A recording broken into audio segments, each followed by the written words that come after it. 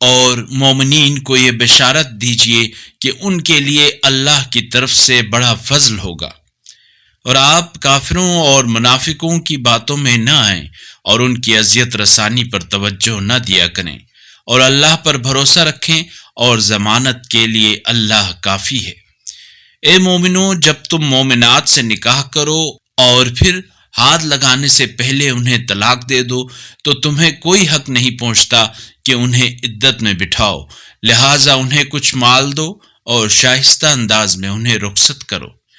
اے نبی، ہم نے آپ کے لیے آپ کی وہ بیویاں حلال کی ہیں جن کے مہر آپ نے دے دیے ہیں، اور وہ لونڈیاں بھی جو اللہ نے بغیر جنگ کے آپ کو عطا کی ہیں، نیز آپ کے چچا کی بیٹیاں اور آپ کی پھوپھیوں کی بیٹیاں اور آپ کے ماموں کی بیٹیاں اور آپ کی خالاؤں کی بیٹیاں جنہوں نے آپ کے ساتھ ہجرت کی ہے، سب حلال ہیں۔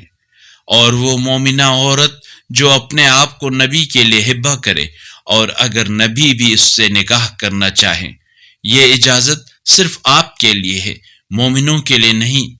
ہمیں معلوم ہے کہ ہم نے مومنوں پر ان کی بیویوں اور کنیزوں کے بارے میں کیا حق مہر معین کیا ہے۔ آپ کو یہ رعایت اس لیے حاصل ہے تاکہ آپ پر کسی قسم کا مضائقہ نہ ہو، اور اللہ بڑا معاف کرنے والا مہربان ہے۔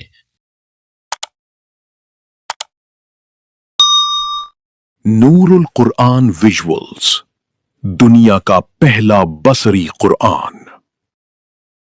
اللہ نور السماوات والارض، اللہ آسمان و زمین کا نور ہے۔